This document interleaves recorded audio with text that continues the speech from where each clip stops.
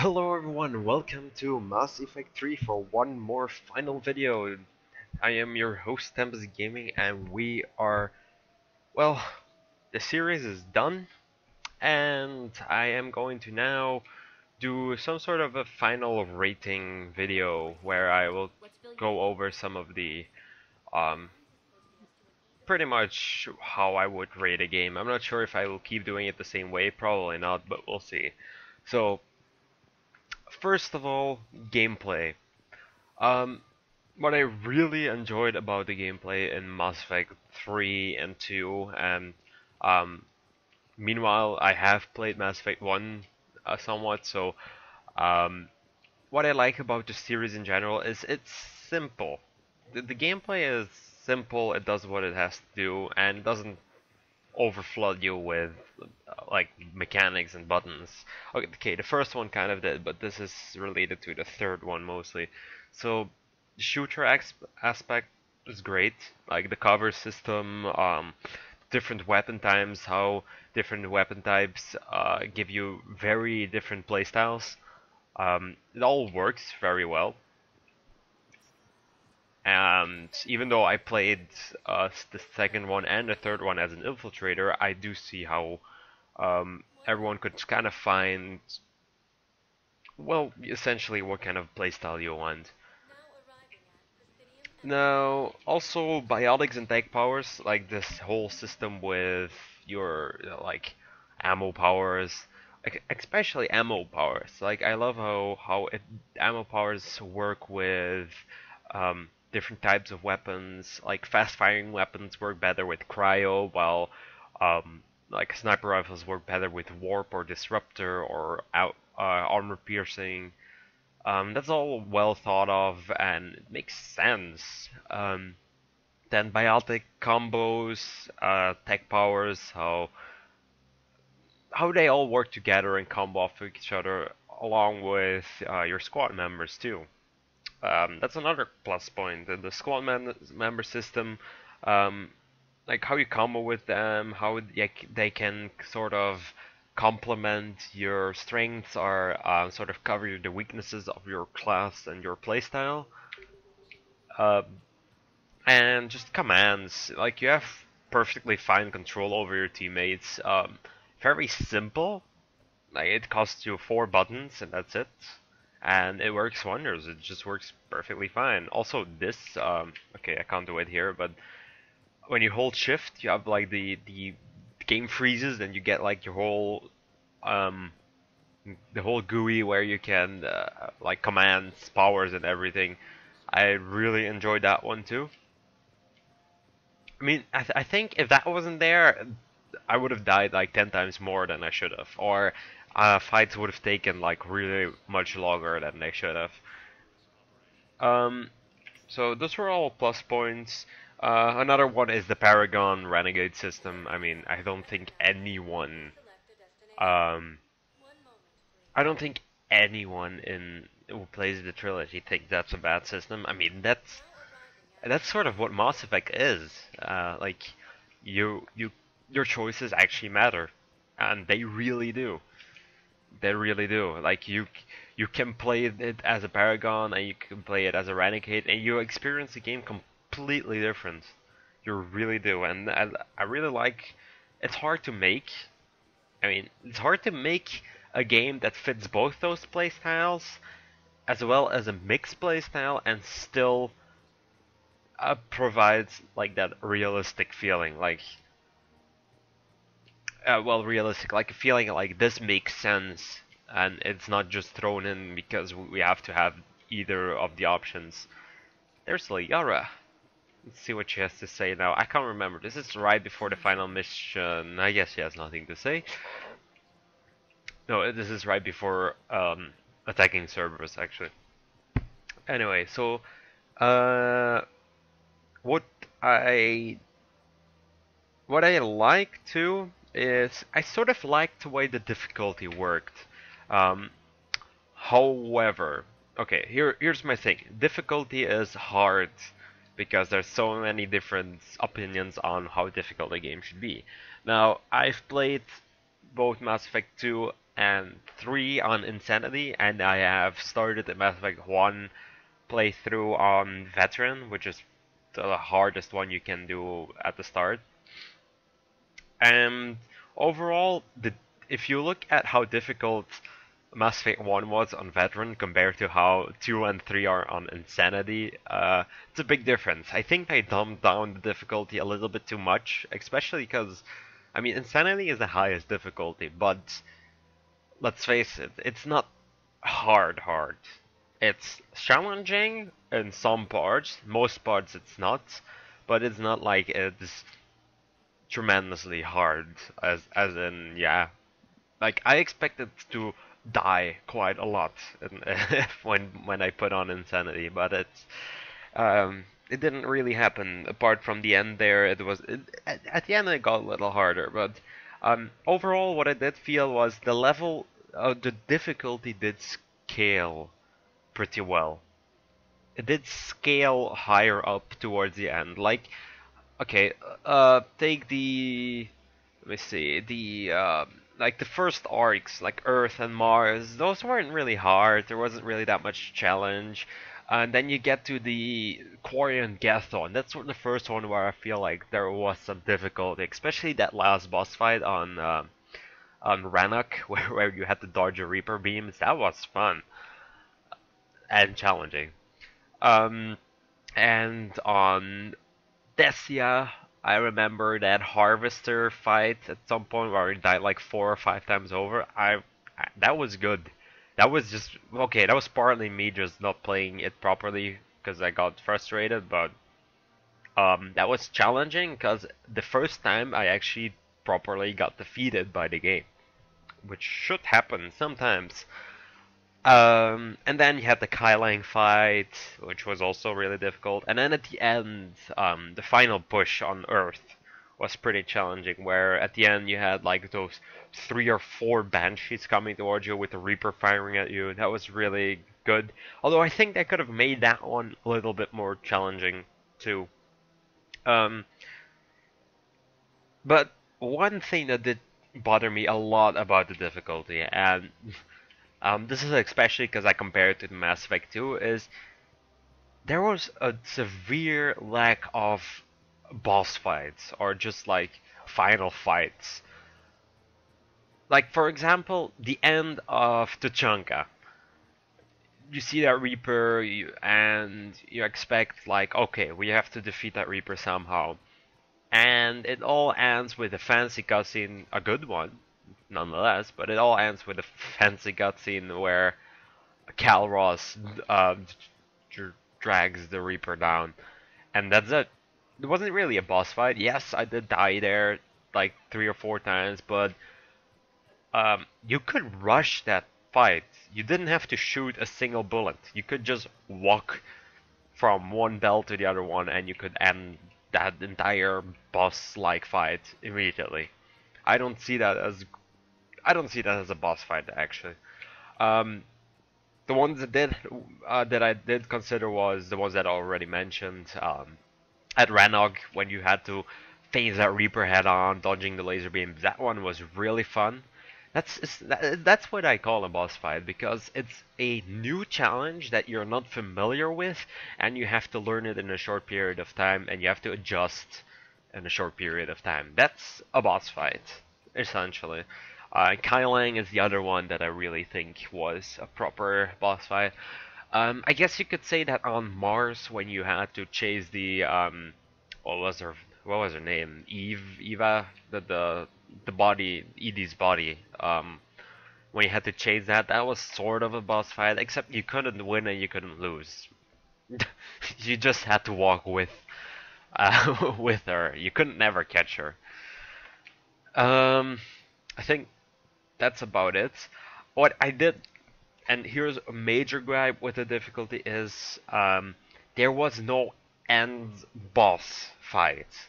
Like, the end boss fight in the game was, okay, the one that I consider end boss fight was the one where you face that Reaper on Earth with a missile battery, and you had to like kill 4 or so Banshees and wait for the missile battery to get ready. I've heard like I know the Marauder Shield's final a final boss thing. Like I know that. Um, I don't consider that to be a final boss, although it somewhat is, because it's a challenge that's different from what you experienced previously, and like I've seen people die there. I really have. It's kind of funny, but yeah, it happens. But yeah, I expected some more conflict with the elusive man. I honestly did. Now I did find the information that BioWare sort of cut out the boss fight with the elusive man because they wanted to um, what was it? I wanted to make you face something that you know and not just another Reaper creature that was supposed to be the elusive man. Although I would have really liked them to have had like a fight at the end. I really did. Um, like I still remember that Reaper fight at the end of Mass Effect 2. That one was amazing. That was fun.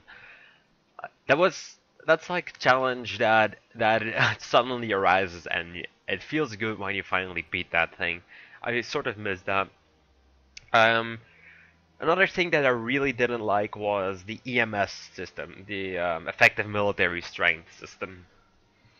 Okay, so design-wise, I understand that the designers had to put points, like they had to apply points to every decision that the player made throughout Mass Effect 1 and 2, and they had to couple those points to some kind of results in Mass Effect 3. Now, there's a difference between having that design and actually showing that to the player in the form of, like, here's your points, and there's even that little pip that says, like, this is the minimum you need, which probably means, like, this is the minimum you need to even have a choice, probably. Um, so that EMS system, I really wish they had done something different with that. Um, yeah, that's about it. Another thing I didn't really like is the lack of those hacking minigames. Like, things that break the pace of the game were removed completely. Like you still have like cutscenes and dialogues that's been in for the three games, but those hacking games, those were fun and they provided like some alternate challenge that you really wanted to do as a player, and they removed them entirely. I'm not sure what was the intended design on that, if they just felt like it was too much to implement for little to no reason. I'm not sure, but they should have they should have left it in. So yeah, that was pretty much gameplay. I think I have said everything. Yeah, so in general, like I really like the playstyle of Mass Effect. That's why I've been playing it throughout the series, I guess. Um, like I love how they sort of merge shooters with RPGs and MMOs. They really did. Like, there's the skill bar system, there is the level up progression, there is the shooter, and then you have the squad system. It all mixed together really well, and it works together. It's simple, and it's not too much. Now that I've played Mass Effect 1, I can see why they dumbed it down. I do see that. Mass Effect 1, my first impression was, whoa, this is a lot. Um, While I think they might have dumbed it down a little bit too much, I still think it was supposed to be dumbed down. It's for the better. Because Mass Effect 1 was just too many options with... At some point your options were a little bit... They didn't have enough impact. Okay, let's see how long I've been talking already. Wow, okay, that's long. So let's go to the next part, which is art. Art, I mean, I have not that much to say about it, really. The art is phenomenal. Visuals, like the sceneries, are all amazing. They feel alive. The character design is really good. Um, like every race feels like their own race. They, like, yeah, character design is really good too. From the visuals, animations are all good. Okay, there might be some things that I've said throughout the series that I can't really remember. But yeah, cutscenes like okay, Mass Effect is known for their cutscenes and their like facial expressions. Let's see. Now you're gonna block me. Yeah, facial expressions, the animation, special effects, like the scene, the I, I remember that the scene with Cal Ross dragging down the Reaper. Okay, that's a very weird sound. Let's go somewhere else. I don't. Alright, Jacob. Let's go to the bar. Yeah, that's a good place. There we go. So I mean, there's this minor thing. Sometimes characters or objects turn invisible, like the invisible Garrus and my sniper rifle going invisible. Or you have that thing where every cutscene, Shepard runs around with a default, what you call it, the stock assault rifle. But in fact, I didn't even have that one on me. Okay, now that I look over here, there is this minor thing where the distance are pretty much wasted. I'm not sure why the ones near the light are like polygon boxes and those ones are actually, I think, sprites. It's kind of strange. But yeah, so overall cutscenes, visuals really good, music amazing. I mean, like it fit. That's an important thing. The music fit everywhere that I heard it. It was not ruling, but it was there when it had to be, and like it had the proper emotional tone with it, which is very important. Sound effects, same thing. They fit really well, and most importantly, not too much. Like sound effects weren't overruling everything. No, they were clear enough to differentiate, but they weren't overpowering. And then we have, I've already slightly talked about it, you have story. So the way that Paragon and Renegade works, and it sort of defines your own story, that's, I mean, I don't see anyone saying this is not a plus point to the to the series. I mean, it's what makes Mass Effect sort of good.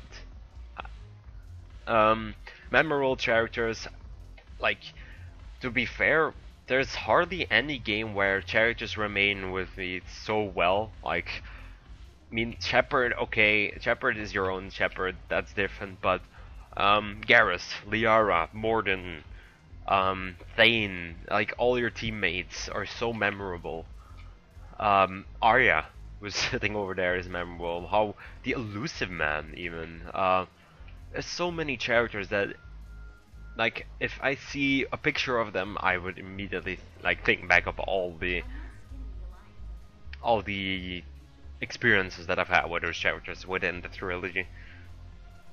Most importantly, okay, so another thing is romancing options. Okay, in Mass Effect 3, they added extra character depth, but it did feel rushed. It felt like it was just added in because the previous parts had them, and it felt like it's more. If you didn't have the experience with the previous games, this one felt rather lacking. I do think so. However, I do find that it's not a major part of the game, so they shouldn't have spent that much more into it anyway. Plays on morality is something I've written down. It really does. Mass Effect 3 much more than any of the other games, because I mean the Galaxy is at war, and well, it feels at war. You're never making 100% positive or 100% negative decisions. It's like you can never do everything right, which is quite different from the previous Mass Effect games. Like in this game, your teammates can die. I think this is actually the first time. Okay, you have the Ashley versus Caden thing in Mass Effect 1, but here it's much more. You have Morden and Thane who actually die. Um, I've watched all of the other death sequences, and some of them are seriously heartbreaking. The ones that remain with me the most is like Samara, when she actually shoots herself just straight out of nowhere. If I and that's all because you didn't press a Paragon trigger. Um, that can happen to any save file. That's the great thing. Compared to like Grunt, who if you helped Grunt in the previous game, then he will survive. But it's still that cutscene where he fights himself off between the Arachnite, jumps off that cliff. Like that remains the same, but that's a really like I thought I lost Grunt in my game when I saw that cutscene. I think most people did. Um, there's more, and then you have okay, you have Edie's questions about morality and such. Like you feel like she's transforming quite a bit. I really enjoyed those. I really did. Um, it's sort of something like it's sort of futuristic. Like we cannot imagine a AI asking us all of those things yet, because we're not even at the point where we have AIs, not even VIs, not even. Well, okay, I guess we're getting near, but still. Um, Li- Liara's backup plan. That one cutscene where you have like Glyph in that box, and she asks you about that entry. That one I really enjoyed, and it also plays on morality. Like, what if everything goes wrong? Like, you don't know at that point what's going to happen. You have no clue what your choices are going to be. Like, what if it was actually in a way that you couldn't save anything at all, and that was actually actually the ending, like part of the ending. I did see the one where like the fourth ending where you reject choices, and it is actually Liara's backup that then explains how they finally defeated the Reapers. Like I actually enjoyed that one quite a bit, but I'll get to the endings in a bit. So the Elusive Man's death, like that whole cutscene with Anderson and the Elusive Man at the end, that one was wow. That one played on morality quite a bit because you were essentially gambling, not just you three, but like all life. Sort of. If the Elusive Man had won there, well, game over, you know? Really, game over, because nothing would have changed. And, like, what I believed at first is maybe you could have let Anderson survive, but that's impossible. I really had hoped that they put in a way for you to do that. Um, although, that's again ending, I'll talk about that more. Um, another one, like, oh yeah, a major one is finally the loss on Tessia. The one where Kylang gets off with Vendetta and everything. That one is really good. That's the first time in the entire Mass Effect um, that I can remember where Shepard actually loses tremendously. Like, you feel ruined. And that's good. That's good writing. You make the main character lose once or twice during your story. That makes when you finally win like 3-4 times more rewarding. Are you kidding me? No, I'm not.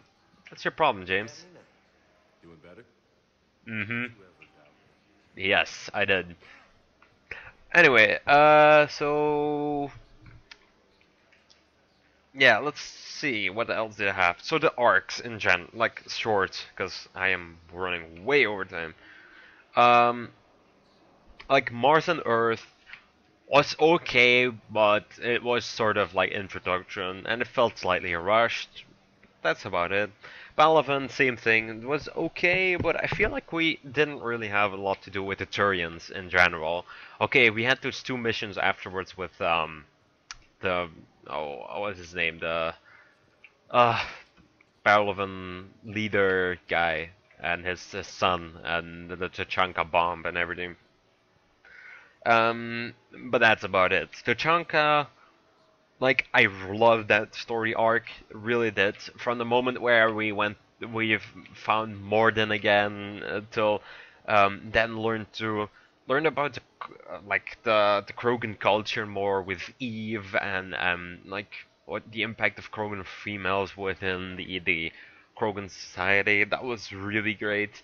And then that's Dilemma for the Cure, like where the Dalatrass offers you support if you actually let the sabotage happen.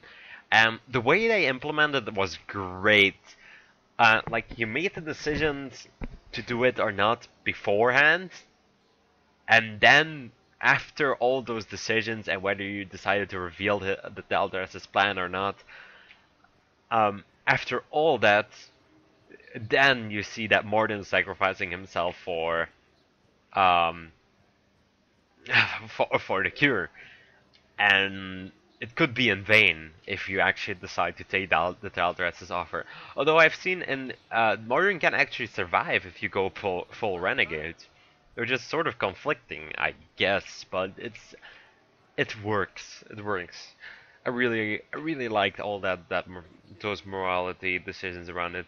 Minus point is then like the way they ended it, where you have Calros come in and just fix everything for you, sort of. I feel that's sort of. I wish they made a proper boss fight out of that instead of just introducing Calros at the end and making that one fix it. Um, but overall, that arc was one of my favorites. The Citadel attack was. The great thing was, it was unexpected. It really was. That's a plus point. And then you had the Thane for the Skylang. I I don't think anyone really not enjoyed that one if they had that sequence, because that was really cool, and how Thane actually won that one. Then at the end with the consulars, how you had like Ashley or Caden shoot Udina for the sort of for the greater good, or you could have decided to take the shots, or and how that you if you had the wrong decisions, it was actually you or Garrus shooting Caden or Ashley if everything goes wrong, which is also a pretty good dilemma because you've already sacrificed one or the other in Mass Effect 1, and now you end up being confronted with either of the two as well. Um, so, and then one thing that bothered me with that whole sequence was it it felt like Kyle Lang was pretty much unbeatable throughout the whole thing. Like it really felt like he was like a billion times superior to Shepard and the squad, and that felt a little bit off. It was too convincing. Like I know he was supposed to be the bad guy that couldn't be beaten at that point, but still, everything that happened there was like how he jumped on your car, disabled it, managed to get out alive, no problems, all that. I do enjoy his character writing though. That's what I do enjoy. Um, then the Geth versus Quarians and Renok. I enjoyed that one. I think that might have been my favorite arc, mainly because of the way that you got to know the Geth and the the Geth consensus. That one was one of my favorite missions, just because you learned all those things that you didn't know up to that point, and were actually quite important in your final decision to whether or not you let the Geth or the Quarians live, or like the uploading the Reaper code, and like the like, kind of the fate of Renok, so to speak. Now, in my game, I managed to save both, but I've seen the cutscenes where you had to choose one of the other. The one where Tali actually commits suicide over you destroying the Quarian fleet, that one's heartbreaking. That one's rough. Um, but I can understand that choice happening. I mean, I can understand why Atali sees no point in living on after all that. But even if I was at that point, I would have still chosen the Geth. Probably. Just because I think they deserved a chance. And at that point, I didn't expect the Quarians to just suicide into the Geth anyway, for whatever good it does.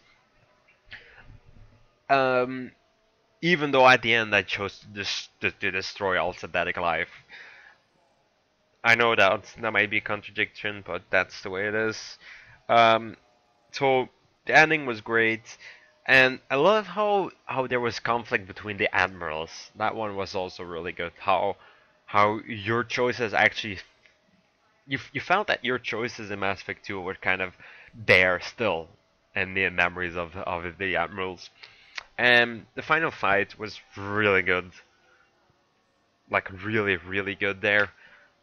Um, like it was challenging. It was something new. It was refreshing, and then it felt so rewarding when you actually finished it.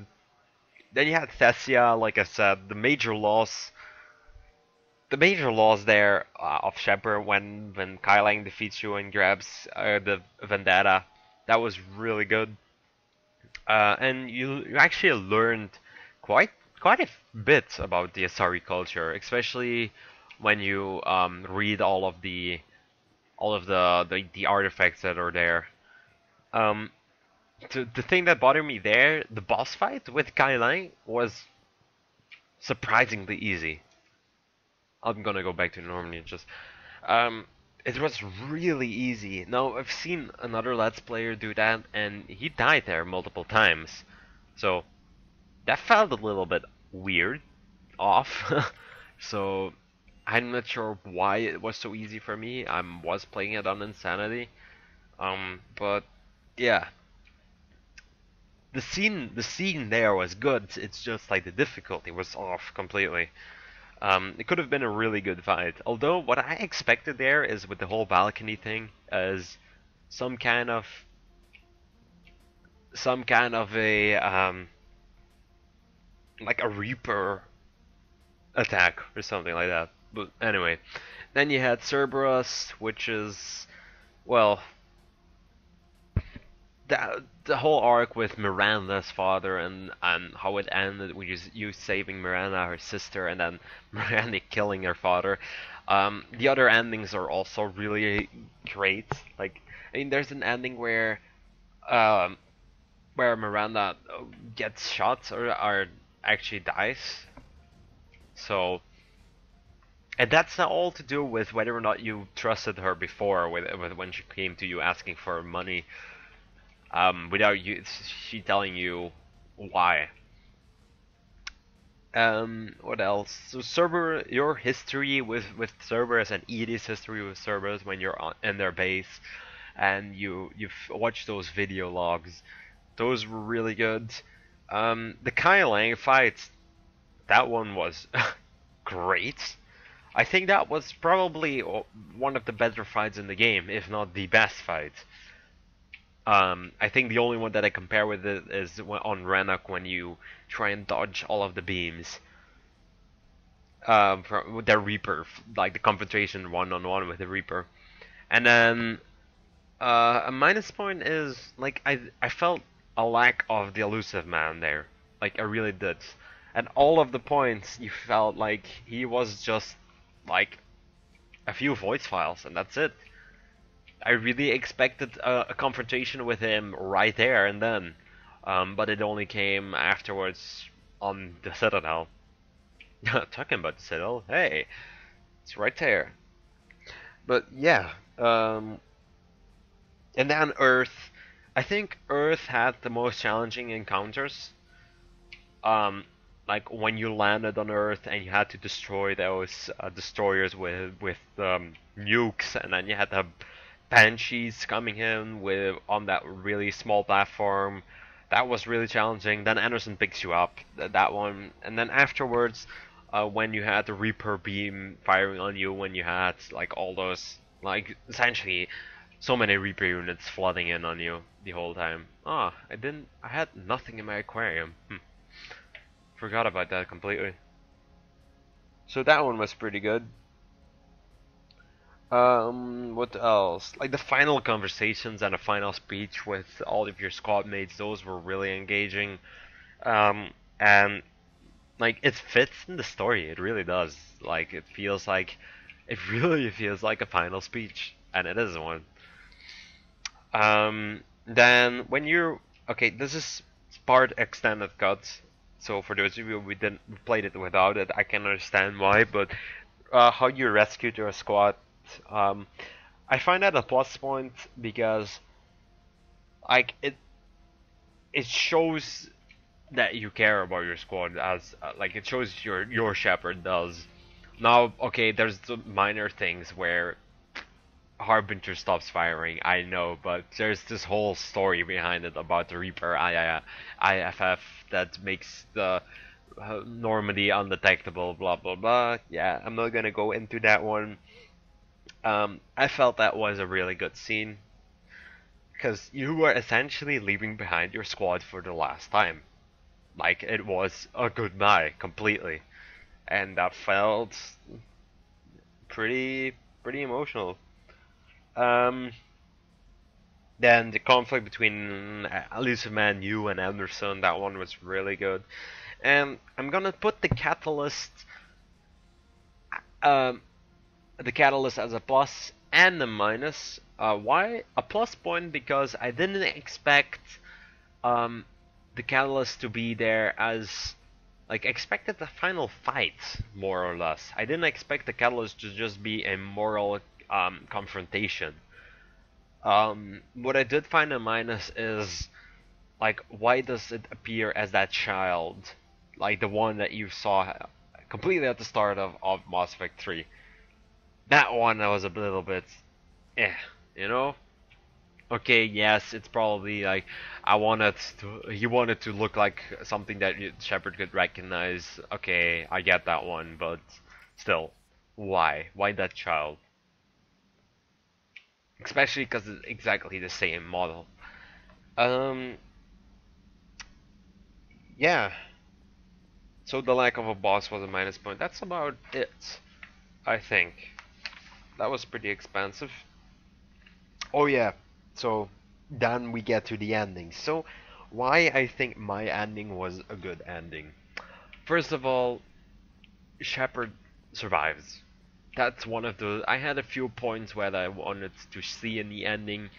One of them would have been Shepard lives in some way or another. That one is the one that I really wanted to stress because I felt like all of my choices led up to him surviving. Second, the Reapers are defeated. I mean, what are you playing the game for? Your your main goal of the game is defeat the Reapers. So in one way or another, you wanted to defeat them, and that happened in my ending.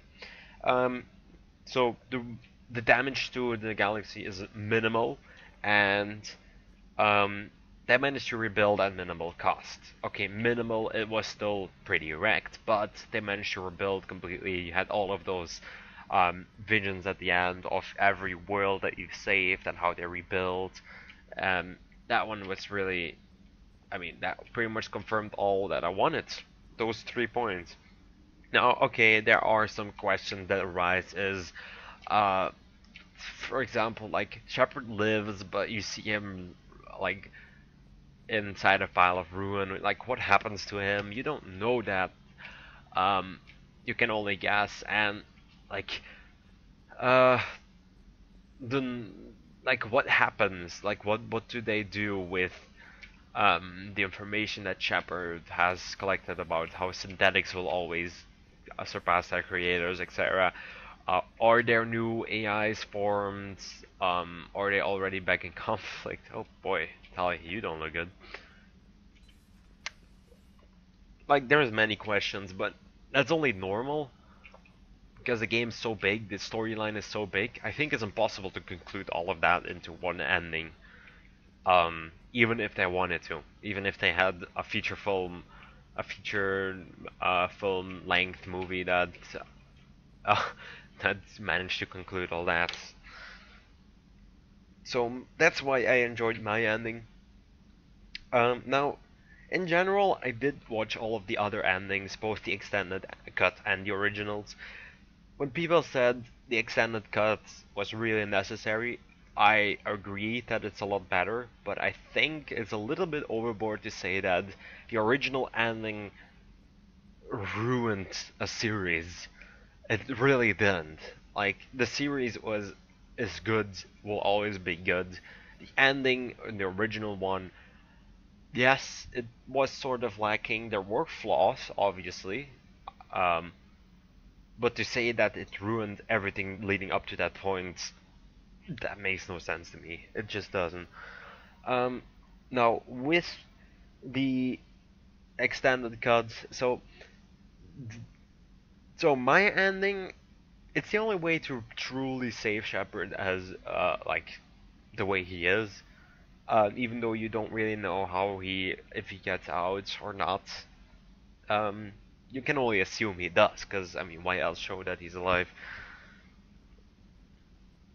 Um, but it's at the price of the synthetics, so ED including the gas. It is a sacrifice that you make. So yeah, it's the only one where you really have a sacrifice out of all the endings, except for choosing nothing at all. But I already went over that one. Synthesis, it's like I like the sentiments that they put in there. I like what they wanted to do with that one, but it's too Deus Ex for me. It really is. It makes not enough sense. It's like it's technology meets goodwill. You could even say space magic. Yes, I saw all that. Um, like it doesn't make enough sense as to why it suddenly would work in like creating new DNA and everything. Like it's too convenient. Although I really liked the sentiments of it. If it was better explained, maybe I could have accepted it, but at this point it's too much. Now, the one that did surprise me the most was the control ending. And when I saw the with the extended cut, of course, when I saw what it did, I was like, okay, that is completely unexpected. And I think the how do you say that, the cutscene after like where you see Joker um and everyone like survive, you know, that cutscene where Shepard speaks in that Reaper voice, like that one was really surprising to me. And the way that they rebuilt the Citadel, and that made sense. And like Shepard becomes sort of a guardian of everything. Now that one's logical, but the problem is if you're a guardian of everything, you still have to be a guardian. Like at some point there's gonna be conflict and you have to act. And that one feels a little bit like iffy to me still. Like it's surprising, it feels like a right thing, like Shepard is a guardian, but it still feels to me like it won't solve a lot. Because, I mean, what will happen if the organics want to create synthetics again? What will Shepard have to do? Will he have to destroy all the synthetics or not? Or like, will it be in a way that the Reapers are the only things that the only synthetics allowed to exist or anything? Like that's sort of my it brings up too many questions for me. But I do think, like, if I had to rank the endings right now, after seeing all of them, I'd say I'd still take my ending to be the one that I would choose. But I'd say the second one would be actually to control. Whilst before it was actually my last one. So and synthesis would then be now would now be my last one. Be and choosing nothing would be the third. So I think that's about it. This is way too long already. I didn't really expect me to go over this in depth, but yeah. Overall, I'm not sure if I'm going to put points on it. Um, Mainly because, I mean, how do you rate something like this if you don't have a really set structure on how you want to rate? Overall, I enjoyed the game. Um, I think I'm gonna replay it at some point with like a completely different character. Um, Probably after I've completed my Mass Effect 1, and I'm going to redo Mass Effect 2 probably at some point too, because I want to see what happens when you're more of a like a renegade character, to be fair. I just want to see what happens there. Although then I know that the ending might be a little bit strange because I already know it. But overall, Mass Effect 3 was a great game. Mean Meanwhile, uh, there are rumors of another Mass Effect game. Well, not rumors. There is another one in production, which I'm very excited for. Although there's aren't hardly any details on it. Now, there are a few more DLC. So one more is coming out, and there's currently two: the Leviathan and Omega. I want to play those two. I'm not sure if I'm going to record them while playing. Probably am if I do. But let me know if you want me to do those or not. And yeah, that's about it, I believe. So this was Mass Effect 3. I hope you've enjoyed it.